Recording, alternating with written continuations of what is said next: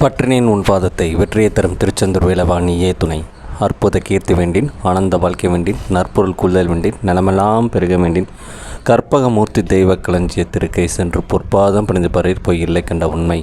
நம் ஜோதிட சொந்தங்கள் அனைவருக்கும் வணக்கம். இது ஸ்ரீ செந்தூராஜ் ஜோதிடம். வாழிய நலம், வாழ்க வளர்முடன், வளர்க நிறைவுடன். நம்ம ஸ்ரீ செந்தூராஜ் ஜோதிடம் யூடியூப் சேனலில் தினமொரு தகவல்கள், ஆன்மீக தகவல்கள், ஜோதிடம் சம்மந்தப்பட்ட பதிவுகள், ஜாதக அலசல்கள் அப்படின்னு நிறைய விஷயங்கள் பார்த்துட்டு வரோம். அந்த வகையில் இன்றைக்கி நம்ம பார்க்க போகிறது என்னென்னா, எனக்கு நேரடியான ஒரு அனுபவம். நேற்று நம்ம அலுவலகத்துக்கு ஒரு தம்பதியர் வந்தாங்க. கிட்டத்தட்ட 50+ இருக்கணும். அவங்களுக்கு வந்து தன்னுடைய மகனுடைய ஜாதகம் பார்க்கணும் அப்படின்னு சொல்லி கொடுத்தாங்க. ஜாதகம் வந்து பார்த்திங்கன்னா 25 வந்து நடப்பில் இருக்குது. அது அந்த ஜாதகத்தை வாங்கணுன்னையும் சொன்னால் அது வந்து இரட்டையர் ஜாதகமாக இருக்கிறது அப்படின்றதாங்க. ஆமாம், கரெக்டு, நீங்கள் சொல்லுங்கள், மற்ற விஷயங்கள் சொல்லுங்கள் அப்படின்னாங்க. என்ன சொல்கிறது அப்படின்னு பார்த்திங்கன்னா, அதை வந்து ஜாதகரை பொறுத்த வரைக்கும் மிதுன லக்னம், கன்னிராசி, ஊருக்காக உழைப்பவர்னு சொல்லியிருந்தேன். ஆமான்னு சொன்னாங்க.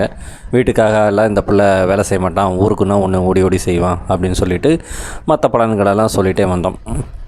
கிட்டத்தட்ட ஒரு 40-45 நிமிடம் அந்த ஜாதக பலன் சொல்லியாச்சு. சொன்னதுக்கப்புறம் தட்சணை எவ்வளோன்னு கேட்கும்போது நான் ஒரு தொகையை சொல்கிறேன். அவங்க வந்து அவ்வளோலாம் தர முடியாது அப்படிங்கிறாங்க.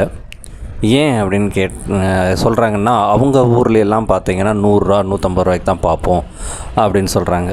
அந்தளவுக்கெல்லாம் இங்கே விலைவாசி இல்லைங்கம்மா. அந்த காலத்தில் பார்த்துட்டு இருந்தீங்க, இப்போ வந்து அந்தளவு விலைவாசிலாம் இல்லைங்க. ரெண்டாவது, இதை நம்பித்தான் எங்களது வாழ்வாதாரமும் ஆதாரமும் இருக்கிறது. எங்களுக்குன்னு சில செலவுகள்லாம் இருக்குல்ல. ஆஃபீஸ் போட்டு உட்காந்துருக்கும்போது அதுக்கு கரண்ட் பில்லிருந்து எல்லாமே நாங்களும் கொடுத்தாகணும்ல. அப்போ இதை நம்பி எங்கள் வாழ்வாதாரம் இருக்கும்போது இவ்வளோ குறைச்சலாக கொடுத்தா எப்படி வாங்கிறது அப்படின்னா, இல்லை நீங்கள் ஒரு 4 ஜாதகம் பாருங்கள், ஒரு ஜாதகத்துக்கு 200 ரூபா மாதிரி போட்டுக்கலாம் அப்படிங்கிறாங்க. இது நான் சொல்லிட்டேன், இது பேரம் பேசும் இடம் கிடையாது. இது வந்து ஒரு தெய்வத்தை நம்பி நம்ம சொல்லக்கூடிய இடம். இப்போ அவங்க கேட்குற கேள்விகளுக்கு நம்ம சரியாக பதில் சொல்கிறோன்னு வைங்களேன். அப்போ அவங்களுக்கு ஒரு நம்பகத்தன்மை வருது, அடுத்த ஜாதகம் பார்க்கணுன்னு ஆசை இருக்குது. ஆனால் இங்கே பணம்ங்கிற ஒரு விஷயம் வந்து அவங்கள தடுக்குது. அப்படின்னா இத்தனைக்கும் அவங்க வந்து ஒன்றும் சாதாரண ஆட்கள்லாம் கிடையாது. இப்போது சாதாரண ஆட்கள் வந்தாங்கன்னா நான் பரவாயில்ல, தட்சணை குறைவாக கொடுத்து வாங்கியிருக்கிற காலங்களும் உண்டு, இப்போவும் வாங்கிட்டு தான் இருக்கிறேன். ஆனாலும் அந்த தட்சணைங்கிற விஷயத்தை யார் நிர்ணயம் பண்ணணும் அப்படிங்கிற ஒரு விஷயம் இருக்குது இல்லைங்களா. இப்போ யார் பண்ணுறது? இதை நான் பண்ணணுமா, அவங்க பண்ணணுமா? ஒரு ஜாதகத்தை கொடுத்து 50 நிமிடம் கேட்குறாங்க அப்படின்னா நம்ம ஒரு 10 நிமிடம் பலன் சொல்லி முடிச்சுட்டு போனால் அவங்க ஒத்துக்குவாங்களா? நம்ம கேட்குற காசை கொடுத்துருவாங்களா? முடியாது. அப்போ அவங்க கேட்குற கேள்வி அந்த ஜாதகத்தை வச்சு அவங்க பரம்பரைக்கே கேட்குறாங்க. அண்ணனுக்கு எப்படி இருக்கும், தம்பிக்கு எப்படி இருக்கும், அப்பாவுக்கு, அம்மாவுக்கு, தாத்தாக்கு, பாட்டிக்கு, சித்தப்பா, பெரியப்பா, அத்தை, மாமா, மச்சான், மைத்துனன், அத்தனை பேருக்கு கேட்குறாங்க. அதுபோக இது உறவு முறையில் வர்றது. வீடு வாங்குவோமா, சொத்து வாங்குவோமா, காரு வாங்குவோமா, கடன் அடைச்சிருவோமா, கல்யாணம் எப்போ நடக்கும், பொண்ணு எந்த சைட்லேருந்து வரும், பொண்ணோட கூட பிறந்தவங்க எத்தனை பேர், பொண்ணோட படிப்பு எப்படி இருக்கும், பொண்ணு குடும்பத்துக்கு அடக்கமாக இருக்குமா, ஒடுக்கமாக இருக்குமா, இத்தனை கேள்விகளுக்கும் அசராமல் ஜோதிடர் ஒருத்தர் பதில் சொல்கிறார். அப்படிங்கும்போது அவருடைய திறமை தாண்டி குருவர்களும் திருவருளும் தானே உதவி செய்து. எல்லாமே கணிதம் தானே. ஆனாலும் அதை எடுத்து சொல்லும்போது கலை இல்லையா, அந்த கலைக்கு நிர்ணயம் பண்ணுறாங்க. அப்படிங்கும்போது இங்கே மனது கொஞ்சம் வலிக்கத்தான் செய்கிறது. என்னென்னா, இப்போ எல்லா ஜோதிடரும் ஒரு மாதிரி சொல்ல போகிறதில்ல. பலன்கள் கிட்டத்தட்ட நியர்பை இருக்குது. அப்படிங்கிறத தாண்டி என்ன சொல்ல வரேன்னா, தட்சணை அப்படிங்கிற ஒரு விஷயம் வந்து ஒரு பொதுமக்களிடம் வந்து ரொம்ப ரொம்ப ரொம்ப அலட்சியமாக பார்க்கப்படுகிறார்கள். எனக்கு நேர்ந்த ஒரு 4-5 அனுபவங்கள் இந்த மாதிரி சுட்டி காட்டியிருக்குது. அவங்களுக்கு பணம் தான் பிரதானமாக இருக்கிறது. பட் அவங்க வாழ்க்கையை பற்றி தெரிஞ்சுக்கணும், ஃபுல்லாக தெரிஞ்சுக்கணும்.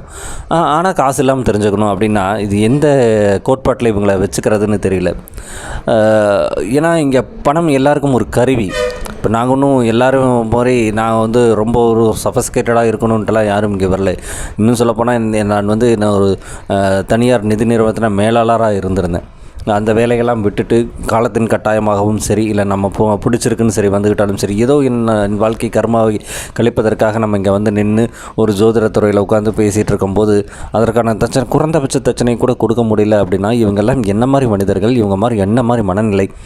அப்போது போகும்போது ஒரு ஒரு விரக்தியோட ஒரு என்ன சொல்கிறது, ஆதங்கத்தினோட உச்சத்தோடு போகிறாங்க. அப்படிங்கும்போது மனது வலிக்கத்தான் செய்கிறது. அப்போது ஒன்றும் நீங்கள் ஒரு கோவில்கள் போகிறீங்க அப்படிங்கும்போது ஒரு தட்டு ஒரு தீபாதனை காட்டுறாங்க அப்படின்னா அவங்களுக்கு நீங்கள் பணம் கொடுக்கறது எப்படி ஒரு தார்மீக பொறுப்பாக வச்சுருக்கிறீங்களோ, எப்படி உங்களுக்கு மற்ற வேலைகளை செய்வங்களுக்கு ஒரு தட்சணை கொடுக்கறது ஒரு தார்மீக பொறுப்பாக வச்சுருக்கணும். அப்படி நீங்கள் உங்களுக்கு விருப்பம்னா இருந்தால் முன்னாடியே கேட்டுக்கலாம். இல்லை இவ்வளோ தட்சணை நீங்கள் பார்ப்பீங்களா மாட்டீங்களா அப்படிங்கிற முன்னாடி ஒரு உங்களுடைய ப்ராட்பேண்ட் பொருளாதாரமாக தான் இருக்கிறது அப்படின்னா நீங்கள் பார்க்கலாமில்ல, ஊரில் இருக்கிற எல்லா வேக்கானமும் ஜோதிடத்தை தான் காட்டுவாங்க இல்லைங்களா? அப்படிங்கிற மாதிரி தான் மனது வலித்தது. அந்த வலிவின் வேதனையின் குரலாகத்தான் இந்த ஜோதிட பதிவு. என்னென்னா, பணம்ங்கிறது ஒரு கருவி தான் நான் மறுபடியும் சொல்கிறேன். ஆனால் எனக்கும் என் குடும்பத்திற்கும் வாழ்வாதாரத்துக்கான பொருளுதவிங்கிறது இங்கே மக்கள் புரிஞ்சுக்கணுங்கிறதுக்காக தான் இந்த பதிவு. ஸோ பணம் மட்டுமே பிரதானங்கிறத நான் என்றைக்குமே சொன்னதில்லை. நான் ஆரம்பத்திலிருந்து என்னுடைய கிட்டத்தட்ட 48 வருடங்கள் போகும்போது வரைக்குமே இந்த பணம்ங்கிறத நான் பிரதானமாக நாங்கள் சொன்னதே இல்லை. ஆனால் அது ஒரு தேவைக்காக நாங்கள் செய்கிறோம் அப்படிங்கிறத மக்கள் புரிஞ்சுக்கணுங்கிறது தான் இந்த பதிவின் நோக்கமே தவிர பணம் பற்றிய அல்ல. மக்களை பற்றிய பதிவு, மக்களுடைய மனநிலை பற்றிய பதிவு. ஒரு சிலர் இப்படி இருக்கத்தான் செய்கிறாருங்கிறது தான் இந்த பதிவின் நோக்கமே தவிர வேறொன்றும் இல்லை. அவங்கள பற்றி புண்படுத்துவதோ அவங்களை காயப்படுத்துவதோ என் நோக்கம் அல்ல. பட் மக்கள் கொஞ்சம் ஜோதிடருக்கு கொடுக்கணுங்கிற மனது வரணுங்கிறது தான் இதனுடைய நோக்கமே தவிர வேறொன்றும் இல்லை. பெற்றெடுத்த அன்னைக்கும் தத்தெடுத்த தமிழுக்கும் வாழ்வு தந்த ஜோதிடத்துக்கும் நன்றிகளும் வணக்கங்களும். வாழ்க வளமுடன்.